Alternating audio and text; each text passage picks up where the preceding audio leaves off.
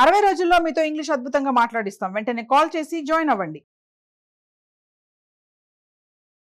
నమస్తే, welcome to Suman TV. నేను కీర్తి. ప్రస్తుతం మనతో పాటు తోడు నీడ ఫౌండర్ రాజేశ్వరి అమ్మగారు ఉన్నారు. వీరితో ఈరోజు కొన్ని విషయాల గురించి మనం డిస్కస్ చేద్దాం. అమ్మ నమస్తే. అమ్మా నమస్తే అమ్మా. అమ్మా, ఇప్పుడు ఒక వార్త కొత్తగా బాగా ట్రెండ్ అవుతుంది. అదేంటంటే చైనాలో మనకి లవ్ అండ్ డీప్ స్పేస్ అనే ఒక గేమింగ్ యాప్ అనేది వచ్చింది. అందులో ఏంటంటే ఆడవాళ్ళు చక్కగా వాళ్ళకి కావాల్సినట్టుగా బాయ్ ఫ్రెండ్ ని క్రియేట్ చేసుకొని అది మళ్ళీ అలాగే మెసేజెస్ కి మంచిగా వాళ్ళకి రిప్లై ఇస్తుందట. అండ్ వాళ్ళు ఎంతసేపు మాట్లాడాలనుకున్నా గానీ అది గంటలు వింటూ ఉంటుందంట. సో ఎక్కడ వెళ్తుంది అంటారు అసలు? టెక్నాలజీ ఇంతవరకు వచ్చింది, ఓకే, ఇంకా మనుషులు అవసరం లేకుండా పోతుంది అంటారా? ఇలా రోబోట్లు ఉన్నాయి, ఇలా కావాల్సి వచ్చినట్టు దానికి ఫీడ్ చేస్తారు. వీళ్ళు చెప్పినట్టే వింటుంది అది. అసలు ఇంకా మాటకి జవాబు చెప్పదు కదా. అవునంటే అవునంటది. కానీ నువ్వు రోబోట్ని పక్కన కూర్చోబెట్టు సినిమా చూడగలవా? ఎదురుగుండా కూర్చోబెట్టుకుని భోజనం చేయగలవా? కొన్ని రోబోట్లు కూడా టెక్నాలజీ ఎంత డెవలప్ అయినా మనిషి చెయ్యలేని, అదే రోబోట్లు మిషన్లు చెయ్యలేని పనులు కొన్ని ఉన్నాయి. నీ ఫీలింగ్స్ అది అర్థం చేసుకోగలరా? మెసేజ్లు పెడతావు, చూస్తుంది. నీకు బోర్ని ఏడుపు వచ్చింది, నువ్వు ఏడుస్తూ మెసేజ్ పెడితే దానికి రిప్లైయే ఇస్తుంది. అదే మనిషి అయితే నీ ఎదురుగుండా కూర్చుంటారు, దగ్గర చూసుకుంటారు, ఓదారుస్తారు. ఒక హ్యూమన్ టచ్ అనేది ఉంది. రోబోట్లో ఎక్కడుంది? దాన్ని ముట్టుకుంటే నీకేం ఫీలింగ్ వస్తుంది? ఏమి రాదు కదా. అంచేత ఎంత రోబోట్లు ఉన్నా, ఎంత టెక్నాలజీ పెరిగినా మనిషికి మనిషి అవసరం అనేది తప్పనిసరిగా ఉంది. ఇప్పుడు ఫారెన్ కంట్రీస్లో మొగుడు అక్కర్లేకుండా మొగుడు బదులు పనులు చేసే రోబోట్లు ఉన్నాయి. లవర్ లాగా ఉంటుంది అది. కానీ నువ్వు దాన్ని హక్ చేసుకుంటావా? నీకు ఆ ఫీలింగ్ వస్తుందా? రాదు కదా. ఆ ఎమోషన్స్ రాదు. అంటే ఎమోషన్స్ రావు, ఫీలింగ్స్ రావు. కష్టమైనా సుఖమైనా ఓదార్చినా ఏది చేసినా కూడా నీ పార్ట్నర్ తోటే నీకు ఆ ఎమోషన్స్ సాటిస్ఫై అవుతాయి, ఆ ఫీలింగ్స్ సాటిస్ఫై అవుతాయి. నువ్వు రోబోట్ని పక్కన పెట్టుకొని పడుకుంటావా? రోబోట్తో భోజనం చేస్తావా? రోబోట్తో సినిమాకి వెళ్తావా? రోబోట్ని పక్కన కూర్చొని సినిమా చూడగలవు. ఏం చేసినా సరే అయితే ఒకటే, అది ఎదురు జవాబు చెప్పదు. నువ్వేం చెప్తే అదే చేస్తుంది. మొగుడు అనేవాడు కాస్త కాకపోతే కాస్తైనా ఎదురు జవాబు చెప్పచ్చు. గొడవలు అవుతాయి, గొడవలు చెప్పచ్చు, కనీసం చెప్తారు. దీంతో గొడవలు అవ్వు, కానీ నీకు సాటిస్ఫాక్షన్ అనేది ఉంటుంది. అది రాదు, అది ఎప్పటికీ రాదు. ఎన్ని రోబోట్లు పెట్టుకున్నా, ఎంత టెక్నాలజీ డెవలప్ అయినా కూడా మనిషికి మనిషే తోడు. అది లేకుండా ప్రపంచం తల్లకిందులైనా కూడా మిషన్తో నడవదు. మిషన్తో నడిచేది కాదు ఇది. Because it is a human related. అంటే మనిషి మనసుకు సంబంధించిన అంశం. ఫీలింగ్స్ కి, కోపమైన ఫీలింగ్స్ ఏదైనా, సంతోషమైన బాధ అయినా ఏదైనా షేర్ చేసుకునే మనిషి ఉండాలి. కానీ నువ్వు అక్కడ రోబోట్ని కూర్చోబెట్టి లేదా నువ్వు మెసేజ్లు పెట్టేసినట్టయితే అది ఎంతవరకు రిప్లైయే ఇస్తుంది. ఆ రిప్లైతో నీకు మనశ్శాంతి రావాలి కదా. అంచేత అది ఏం చేసినా సరే మా మనిషికి మనిషే తోడు. అయినా మరి ఇలాంటి యాప్స్ ఎందుకు ట్రెండ్ అవుతున్నాయి అంటారు? అంటే మనుషులు ఏమన్నా తక్కువ అంటే ఆ వాల్యూ ఇవ్వట్లేదు అంటారా ఎదుటి మనుషులు? అంటే ఇది ఎందుకు అవుతున్నాయంటే మనుషుల అభిరుచులను తగినట్టే వాళ్ళు కమర్షియల్ గా చేస్తారు. ఈ విషయమే కాదు, బట్టలే ఉన్నాయనుకోండి, మనుషుల అభిరుచికి తగినట్టుగానే బట్టలు తయారు చేస్తారు. ఆ ఓల్డ్ ట్రెండ్ వద్దంటే న్యూ ట్రెండ్ ఏదో ఒకటి చేస్తూ ఉంటారు. అలాగే మనుషుల్లో ఉండేటువంటి భావాలకు అనుగుణంగా, అంటే మనుషులు ఇంకొక మనిషితో పాటు డిఫరెన్స్లు వస్తున్నాయి, 30 ఏళ్ళైనా పెళ్ళిళ్ళు చేసుకోవట్లేదు, మాకు అసలు పెళ్ళిళ్ళే వద్దంటున్నారు. ఇవన్నీ ఎందుకు వస్తున్నాయి? ఇంకొక మనిషితో మాకు పడదు కాబట్టే కదా. అంచేత వీళ్ళకి పడేలాంటి వాడైతే బెటరు. పడేలాంటి మనిషిని మనం పుట్టించలేము. కొన్నాళ్ళ తర్వాత అది కూడా అవుతుందేమో మనకి తెలియదు, కానీ పడేలాంటి మనిషిని మనం పుట్టించలేము. కాబట్టి ఒక మిషన్ అయితే పుట్టించవచ్చు కదా, ఒక రోబోట్ని అయితే పుట్టించవచ్చు కదా. అంచేత మనిషి లాగా కాకుండా వాళ్ళ ఈగో సాటిస్ఫై అయ్యేలాగా, వాళ్ళ కోరికలు తీరేలాగా ఒక మిషన్ని తయారు చేసి వీళ్ళకి కావాల్సిన లక్షణాలన్నీ ఫీడ్ చేస్తే అది అసలు ఎదురే చెప్పదు అనుకుంటున్నారు. ఎదురు చెప్పకపోతే బాగుంటుంది అని. కొన్నాళ్ళకి అది కూడా బాగుండదమ్మా. ఇప్పుడు ఇద్దరు కూర్చొని ఆడుకుంటున్నారు అనుకో, అస్తమానం నువ్వే నెగ్గుతావు. అసలు అవతల వాళ్ళు ఎప్పుడూ ఓడిపోతారు. 4 ఆటలు బాగుంటాయి, 5 ఆటలు బాగుంటాయి, తర్వాత బోర్ అనిపిస్తుంది. ఎందుకంటే పోటాపోటీగా ఉండాలి. 2 వాళ్ళు నెగ్గితే 2 మనం నెగ్గుతుంటేనే మనం కూడా నెగ్గాలనే కసితో ఆడతాం. అలా కాకుండా అస్తమానం నువ్వే ఆడుతూ లేదా 2 ఆటలు నువ్వే ఆడేస్తూ నువ్వే గెలిచేస్తుంటే ఆటలో థ్రిల్ అనేది ఉండదు. అంచేత జీవితంలో కూడా అంతే. నీకు థ్రిల్ ఉండాలంటే అవతల వ్యక్తితో కలిసి మాట్లాడాలి, పోట్లాడాలి, అన్నీ ఉండాలి. అన్నీ ఉంటేనే అది లైఫ్లో థ్రిల్ అనేది ఉంటుంది. కొన్నాళ్ళకి ఇవి కూడా ఎక్కువ రోజులు నడవు, కొన్నాళ్ళకి బోర్ కొడుతుంది. ఏదో టెక్నాలజీ డెవలప్ అవుతుంది, హ్యూమన్ రిలేషన్స్కి అనుగుణంగా వాళ్ళు ఏదో తయారు చేస్తున్నారు కాబట్టి వీళ్ళు వెంటబడుతున్నారు. ఓ ఏడాది 2 ఏళ్ళే పోయాక అది కూడా బోర్ కొడుతుంది. అప్పుడు ఆ ట్రెండ్ కూడా పోతుంది. అంతే. ఏదైనా మనిషికి మనిషి తోడమ్మా, దాని సృష్టిలో రహస్యం అది. ఎప్పటికైనా పుట్టిన మనిషి కూడా నా భావాలకు అనుగుణంగా తయారవ్వాలి అంటే ఏమైనా చేస్తారేమో మనకి తెలియదు, కానీ మనిషి లేకుండా టెక్నాలజీతో నడవదు అది. ఎందుకు ఆలోచిస్తున్నారు అంటారమ్మా మనుషులు ఇలా? అంటే ఇంకో వ్యక్తితో పని లేదు.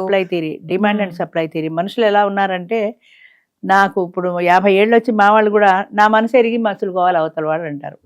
మొన్న 1 మిలియన్ వ్యూయర్స్ వచ్చారు భారతీ టీవీలో. అమ్మాయి పేరు అరుణా చౌదరి, ఒకప్పుడు మా మెంబరే అమ్మాయి. అమ్మాయి ఏం చెప్పిందంటే, నాకు 10 కోట్ల ఆస్తుంది. 10 కోట్ల ఆస్తుంటే 10 ఏళ్ళు అయ్యి ఎందుకు పెళ్ళి ఎందుకు అవ్వలేదమ్మా అమ్మాయి? 50 ఏళ్ళకి మా దగ్గర చేస్తే మరి ఇప్పుడు ఇన్నాళ్ళైనా పెళ్ళి ఎందుకు అవ్వలేదు? ఏదో చెప్తారు చెప్పడానికేం కానీ. సరే 10 కోట్ల ఆస్తుంది, నన్ను అవతల చేసుకునేవాడు నన్ను కంట్రోల్ చేయకూడదు. నాకు స్వీట్ తినాలంటే స్వీట్ తింటా, నా ఇష్టం. నువ్వు అంత స్వీట్ ఎందుకు తింటున్నావు అని అడగకూడదు. సినిమాలకు ఇష్టమైతే నేను సినిమాలకు ఎడతా, నువ్వు అన్ని సినిమాలు ఎందుకు చూస్తావు అని నన్ను అడగకూడదు. నాకు ఏ ఇష్టమైతే అది చేస్తా. నువ్వు అలా చేయొద్దు ఇలా చేయొద్దు అని నాకు డిక్టేట్ చేయకూడదు, నన్ను డిమాండ్ చేయకూడదు. అలాంటి మొగుడు కావాలి.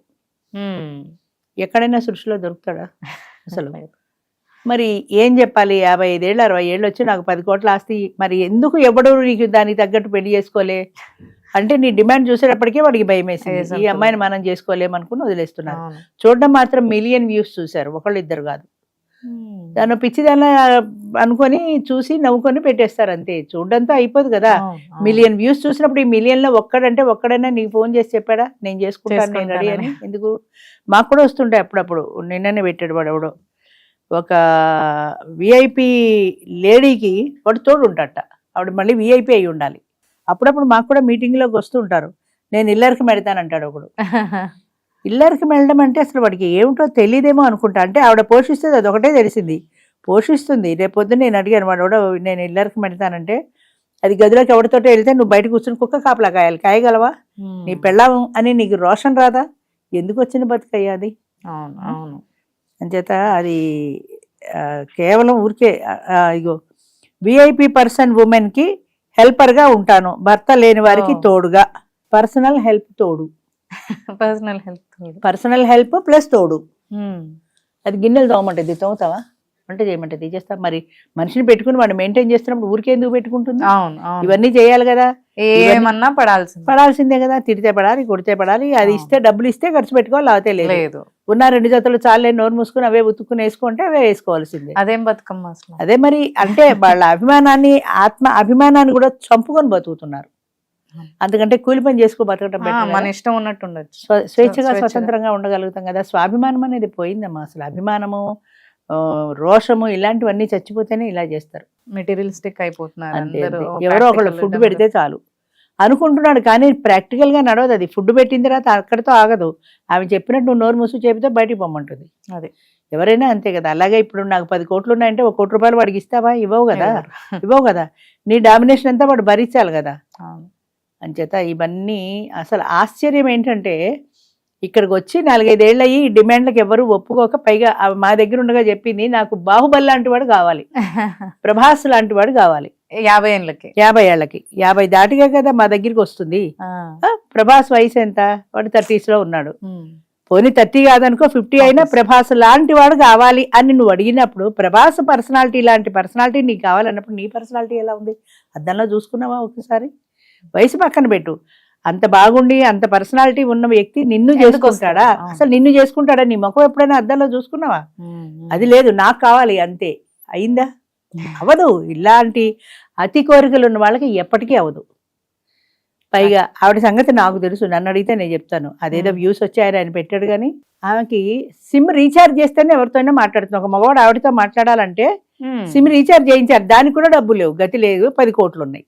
అయ్యో, కబుర్లు చెప్పడానికే 10 కోట్లు కాదు, ఎంతైనా చెప్పచ్చు. నువ్వు కాగితాలు వాడికి ఏమన్నా చూపిస్తావా? ఏమన్నా ఈ 70 ఏళ్ళు దాటిన ముసలాడు అంతకంటే గతి లేక అదేదో మాట్లాడుతుంది కదా అని జొల్లుగా అరుచుకుంటూ వినడానికి ఒక ఆయన దానికి రీఛార్జ్ చేసేవాడు.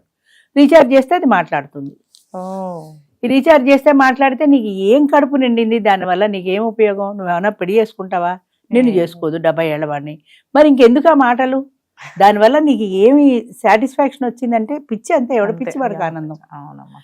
అంచేత రకరకాల మనుషులు ఉంటారు, రకరకాల మనస్తత్వాలు ఉంటాయి. ఏమి చేసినా కూడా రియల్గా ఒక మనిషికి మనిషి తోడే కానీ ఇలాంటి టెక్నాలజీ కొద్ది రోజులు నడుస్తుంది, ఆ తర్వాత నడవదు అంతే. ఎందుకు? ఇప్పుడు ఆర్టిఫిషియల్గా భర్త అక్కర్లేకుండా భర్త చేసే పనులన్నీ చేసే మిషన్స్ అవన్నీ ఉన్నాయి, ఫారెన్ కంట్రీస్లో దొరుకుతాయి. మరి అక్కడ పెళ్ళిళ్ళు ఎందుకు చేసుకుంటున్నారు? దానివల్లే వాళ్ళకి సాటిస్ఫాక్షన్ వస్తుంటే ఇది కాక ఏదో కావాలనే కదా, ఒక మనిషి కావాలనే కదా చేసుకుంటున్నారు. దాన్ని అవును. బట్టి తెలియటల్లా.